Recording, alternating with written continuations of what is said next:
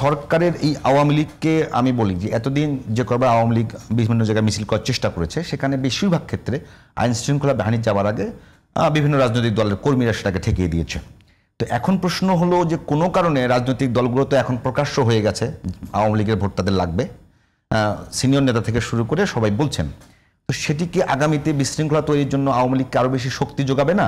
আর সাথে এইটা প্রতিহত করবার জন্য তো সরকারকে দায়িত্ববান করতে হবে। সেই জায়গাটাতে আপনারা কোনো এটাকে বড় চাপ মনে করেন কিনা? দেখুন, এটা কিন্তু আওয়ামী লীগ ইটসেলফ এই জাতির জন্য একটা শঙ্কার কারণ।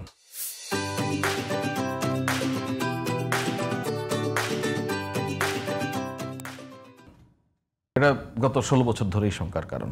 ইনফ্যাক্ট বাংলাদেশ রাষ্ট্রের স্বাধীন হওয়ার পর থেকেই আওয়ামী লীগের কার্যক্রম নানান সময়ে এই দেশের মানুষের জন্য শঙ্কার কারণ হয়ে দাঁড়িয়েছে। এটা হিস্ট্রিকভাবে ব্যাখ্যা করা যায়, সেটাতে আমি যাচ্ছি না।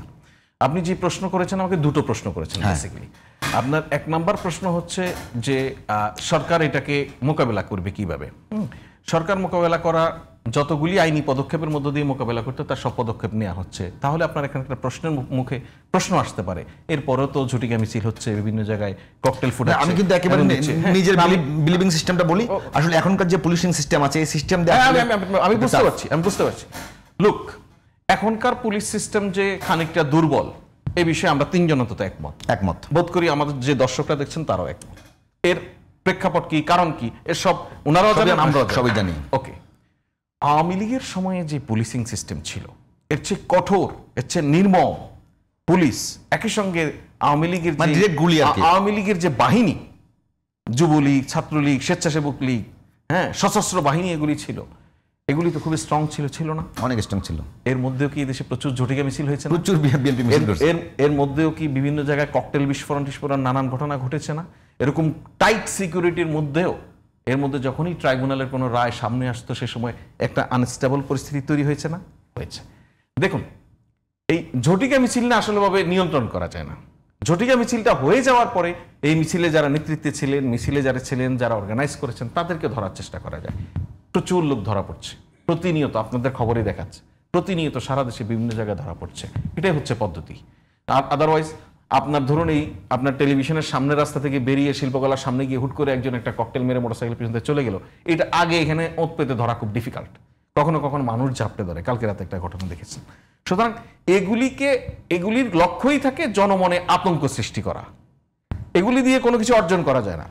সো আওয়ামী লীগ আতঙ্ক সৃষ্টি করার জন্য টোটাল ইন্টারন্যাশনাল ক্রাইম ট্রাইব্যুনালসে যে তাদের জাজমেন্ট হচ্ছে, সে ট্রায়াল প্রসেসকে বিঘ্নিত করা যায় কিনা সেই চেষ্টা করা, একই সঙ্গে আগামী নির্বাচনকে ব্যাহত করা যায় কিনা সেই চেষ্টা করা, এটা একটা বিষয়। আরেকটা আপনি যেটা খুব ইন্টারেস্টিং, এইটা সরকারের প্রতিনিধিত্ব করি হিসেবে আমার কোনো ব্যাখ্যা নাই, তবে আমার যে নাগরিক হিসেবে এবং আমি সাংবাদিকতার কাজ করেছি বলে আমার যে আন্ডারস্ট্যান্ডিং সে জায়গা থেকে আপনাকে বলতে পারি, পলিটিক্যাল পার্টিগুলি আওয়ামী লীগের ভোটারদেরকে টানছে, তাই তো? আওয়ামী লীগের ভোটারদের মানে কি, যে আওয়ামী লীগের নেতারা তো নাই, আওয়ামী লীগের একনিষ্ঠ অনেক কর্মীও নাই, সো আওয়ামী লীগের সাধারণত কিছু ভোটার আছে, তাদেরকে টানছে। এটা রাজনীতিতে একটা স্বাভাবিক প্রক্রিয়া বলে আমি মনে করি। ইভেন আমরা কিন্তু শুরু থেকে সব পলিটিক্যাল পার্টি সবাই রিকনসিলিয়েশনের কথা বলি, এটা রিকনসিলিয়েশনের একটা প্রসেসও। সো এর ফলে আওয়ামী লীগ আরো আশকারা পাবে কিনা বা আরো সুযোগ পাবে কিনা, প্রশ্ন এটা, এই প্রশ্ন আমি বলবো না।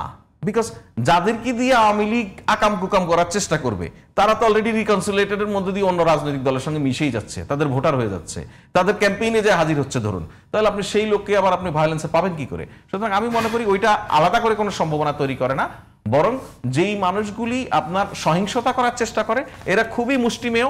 আপনি যেই সাধারণ ভোটারের প্রতি রাজনৈতিক দলগুলির আগ্রহ, সেই সাধারণ ভোটাররা আবার একই সঙ্গে ভায়োলেন্সের প্রতি কোনো আগ্রহ নাই, সে যায় আওয়ামী লীগের হয়ে ওখানে বোম মারবে। আওয়ামী লীগ এত সহজে এত ইমানদার পজিশনে যাবে? আমার কাছে কোন ইমানদার পজিশন? আওয়ামী লীগ কখনোই যাবে না ইমানদার পজিশনে, সেটা তো ভিন্ন।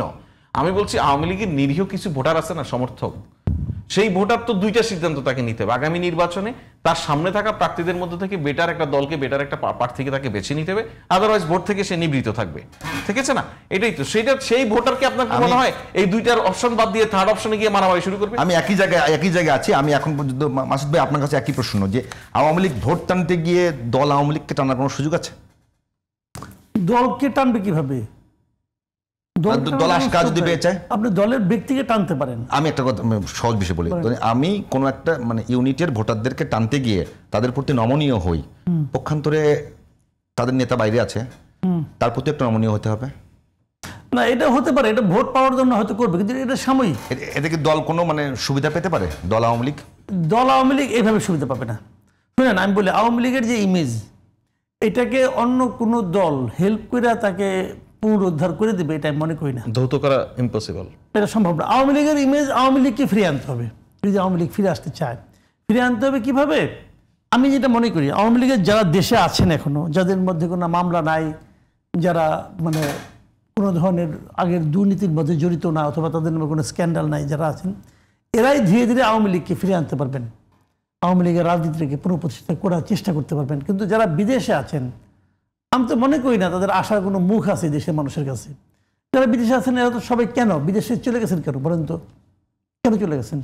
তারা মূল কারণ হলো গিয়ে তারা ধরা পড়তে চান না। ধরা পড়লে জেলে যাইতে হইতো। তারা প্রচুর ইনকাম করছেন। জেলে যদি 10 বছর থাকে, এই 10 বছর তাদের তো জেলে থাকতে হবে। এই টাকা ইনকাম করে কই খরচ করবে? খরচ করতে হবে না। টাকা তো ইনকাম করেছে ফুর্তি করার জন্য, তারা ফুর্তি করার জন্য বিদেশে গেছে। তা নাহলে ওনার যারা নেতার আরো নেতা যারা ধরা পড়ছে, যারা মন্ত্রী ছিল, জেলখানে আছে, ওরা কি বাইচা নাই? বাইচা আছে তো। তো ওনারা বাইচা থাকতেন, ওনারা কেন বিদেশে গেলেন? মানে ওনারা জেলে যেতে চান না। জেলে যাওয়ার মতো আকাম কুকাম করছেন, কিন্তু জেলে যেতে চান না। এই তো মূল লক্ষ্যটা রে ভাই। তো এই কাজ করতেছেন। তো ওনারা আবার আসবেন এখানে, আসলে এই যারা লিডার, যারা এখানে মনে করেন ওইখান থেকে একটা অর্ডার দিচ্ছে, তোমরা অমুক দিন এটা করো।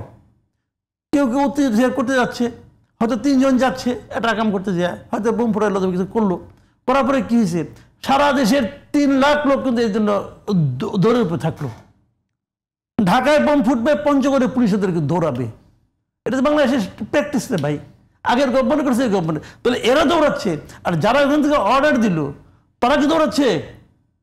তারা নকশা দেখতেছে যে কয়জন লোক বললো, আচ্ছা 5 জন লোক, 5 জন বললো, 50 জন মরতো, তাহলে আমাদের একটু মানুষের সিম্পেথি আসতো। ওরা তো ওই নাটক করতেছে। ওরা এই দেশে আসবে কোন মুখ নিয়ে?